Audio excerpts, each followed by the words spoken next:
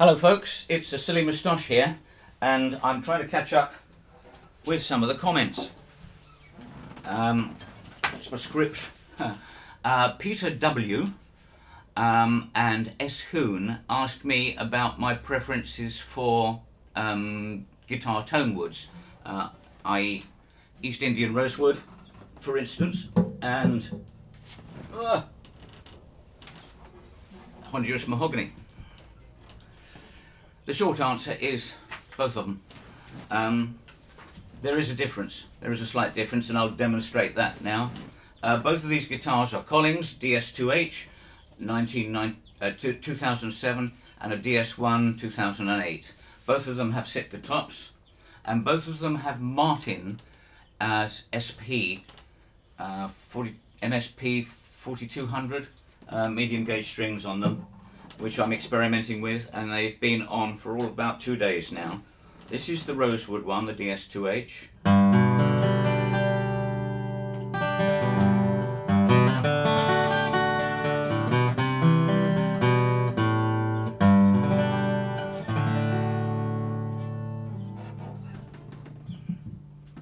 And this is the Mahogany.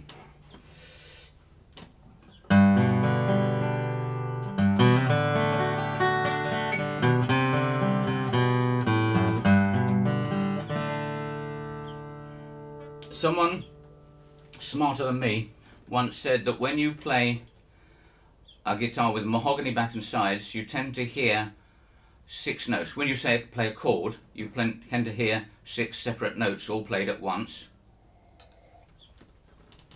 And when you play a mahogany guitar, a rosewood guitar, you tend to hear a chord, a complex mixture of those notes. Really? Okay. So these are the 6 notes, and here's the chord.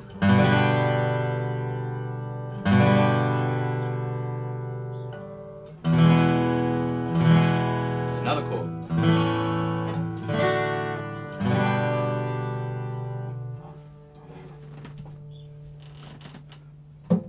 Try and do the same thing.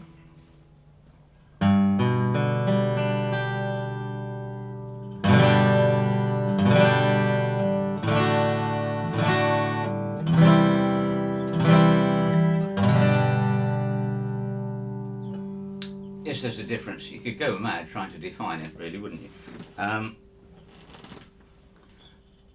Rosewood seems to have a little bit more depth, a little bit more complexity.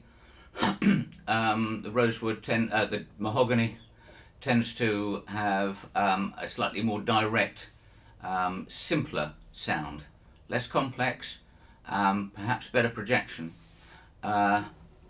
When I was playing in the last bluegrass band, this was my instrument of choice. It was cutting. I think this is my loudest guitar.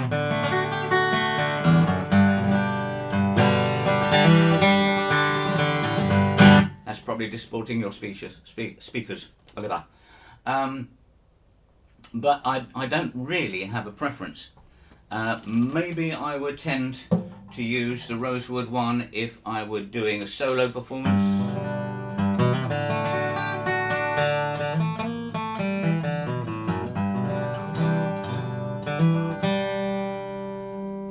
And I've got a couple coming up soon, so maybe this will be the one that I use. Who knows?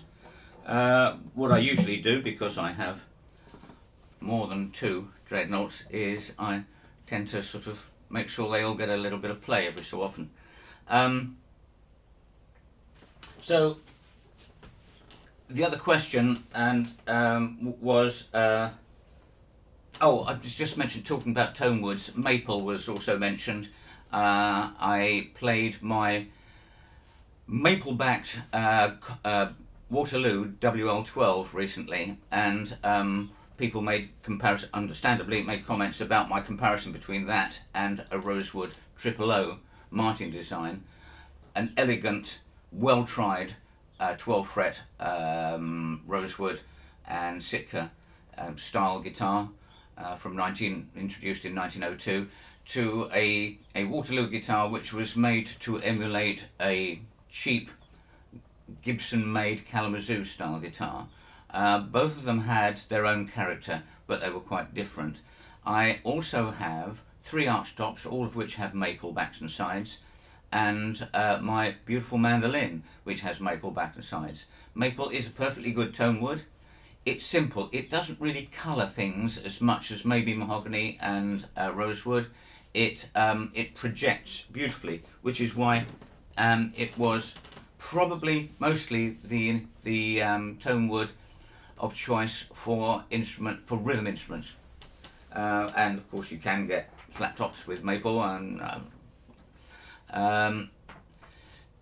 so why Collings? Why Collings?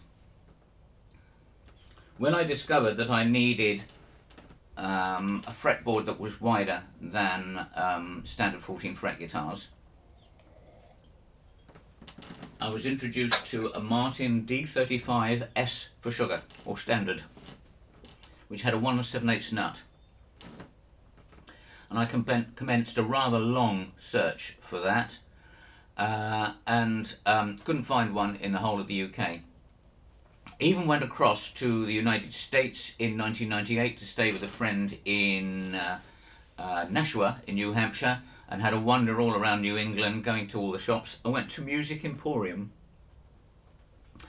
and they showed me a Collings DS41 or 42. So it was the same geometry as this. I'd never heard of Collings guitars at that point, 1998. It had all the abalone, death by shellfish as one of my friends called it, slotted headstock, Brazilian rosewood on the back and sides, which looked absolutely beautiful, but it scared me, because even then there was talk about the problems of travelling and importing back to the UK stuff with Brazilian rosewood, and it was also extremely expensive, and I didn't know this name, so I had a serious think about it, but I was really looking just for a Martin D28S or something like that, and I probably missed a great bargain there. But because I couldn't find my Martin of choice, in '99 I was looking around the West End, and went to a shop who went to enormous lengths to try and find me a 12 fret guitar, because that's what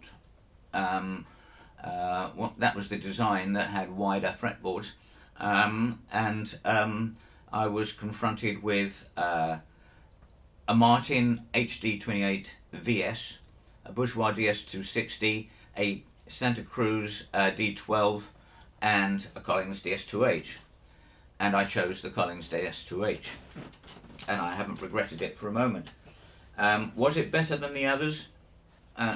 Yeah, but the real point was that the fretboard, the nut width of 1 13/16 and the string spacing of 2 3/8 just fitted me like a glove.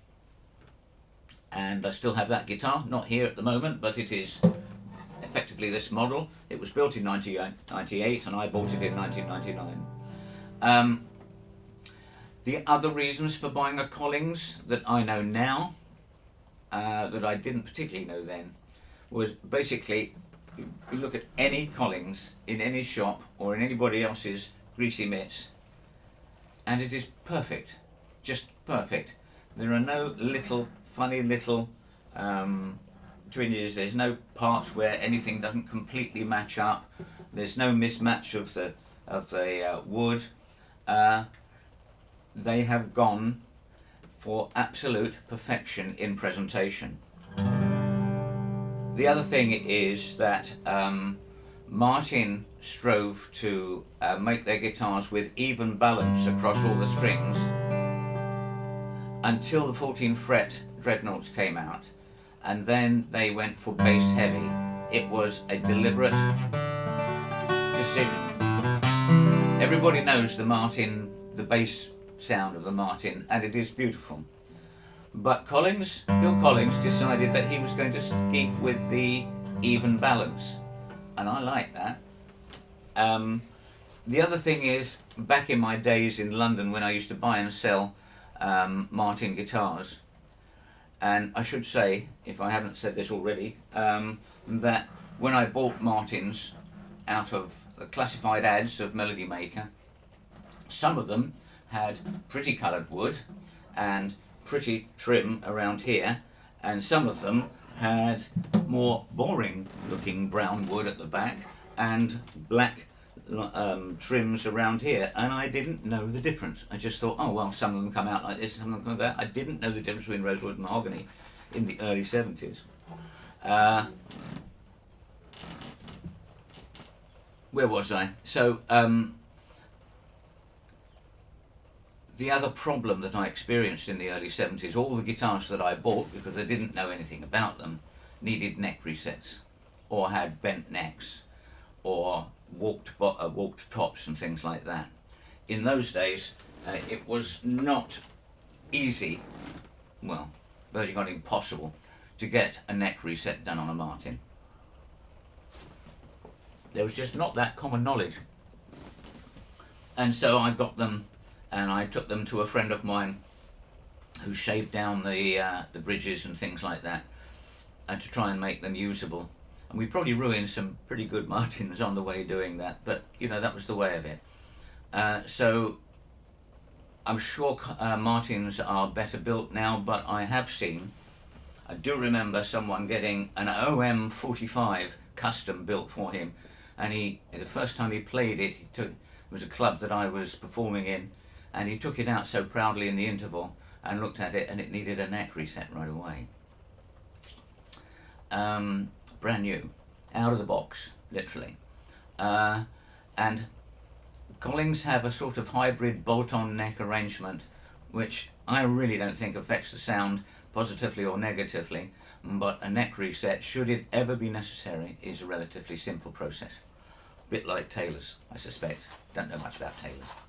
So Collings have a reliability that impresses me. They have a fit and finish that impresses me, and I have to say that whilst there is only one authorised repairer of Collings in the UK, is a lovely chap who's got one of my guitars at the moment, the customer service out of Austin or Dripping Springs is just second to none. They're falling over themselves to help you and guide you, and that has really impressed me.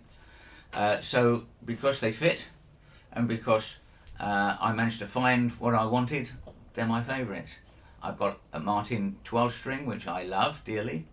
I've got a Santa Cruz Royce Mech, which I'm extremely fond of. It doesn't have the perfection of finish, but it's perfectly good enough for most normal humans. And I have a couple of harmonies, an archtop and an old 12 string made in the 60s, which if you look in them, there's a sea of spilt glue. They were slammed together, but they still work, you know. So anyway, that's the answer to that. So I hope I've rambled enough and demonstrated that. A mahogany, rosewood, fine. I wouldn't buy Brazilian rosewood guitar. I wouldn't buy a Madagascar rosewood guitar on principle about what's happened to both of those areas. And East Indian rosewood is farmed, and it's a pretty good rosewood. I hope that's interesting. Please ask me more questions, and if you have been, thanks for watching. Bye.